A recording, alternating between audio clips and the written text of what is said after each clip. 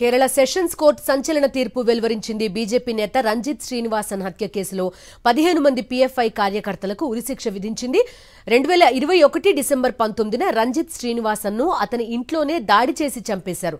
భార్య, కూతురు కళ్ల ఎదుటే కిరాతకంగా హత్య చేశారు. నిషేధిత పీఎఫ్ఐ, ఎస్డీపీఐ కార్యకర్తలు ఈ దారుణానికి పాల్పడినట్టు పోలీసుల విచారణలో వెల్లడైంది. తాజాగా ఈ కేసులో 15 మంది దోషులకు ఉరిశిక్ష విధిస్తూ తీర్పు వెలువరించింది కేరళ కోర్టు.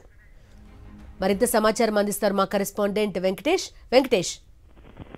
కేరళలో 2 ఏళ్ల క్రితం సంచలనం సృష్టించిన బీజేపీ నాయకుడి హత్య కేసులో అలపుల కోర్టు సెషన్స్ కోర్టు తొలి తీర్పు వెలువరించింది. ఈ కేసులో 14 మంది దోషులుగా తేలారు. వీరంతా కూడా నిషేధిత పాపులర్ ఫ్రంట్ ఆఫ్ ఇండియా సంస్థకు సంబంధించినటువంటి వ్యక్తులు. సో ఈ పిఎఫ్ఐ అనేది అన్లాఫుల్ యాక్టివిటీ చేస్తుందని ఇటీవలే ప్రభుత్వం దీనిపైన నిషేధం విధించింది. సో ఈ సంస్థ సభ్యులను ఉగ్రవాదులుగా ప్రకటిస్తున్నటువంటి పరిస్థితి.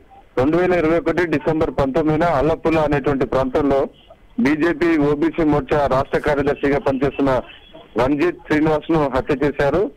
ఆయన ఇంట్లోకి చొరబడి కుటుంబ సభ్యుల ఎదుటే అత్యంత పాశవికంగా చంపేసినటువంటి ఘటన అప్పట్లో దేశవ్యాప్తంగా తీవ్ర సంచలనం సృష్టించింది. ఈ కేసు పైన పోలీసులు దర్యాప్తు జరిపి పిఎఫ్ఐకి సంబంధించినటువంటి వారందరినీ అరెస్ట్ చేసి న్యాయస్థానం ముందు నిలబెట్టారు. చాలా రోజుల నుంచి దీనిపైన విచారణ జరుగుతుంది. చివరికి అలపుల sessions court, additional sessions court ఈ రోజు తుది తీర్పు వెలువరించింది. కేసులో 14 మందిని నిందితులను పాపులర్ ఫ్రంట్ ఆఫ్ ఇండియాకు సంబంధించిన వారందరినీ దోషులుగా నిర్ధారించింది. వారికి మరణశిక్ష విధిస్తూ కొద్దిసేపటి కిందటే తీర్పు ప్రకటించినటువంటి పరిస్థితి. సో ఈ ఏడాది 18 ఎస్డిపిఐ నాయకుడు కేఎన్ షా ఇంటికి తిరిగి వస్తుండగా కూడా ఒక ముఠా జరిగింది.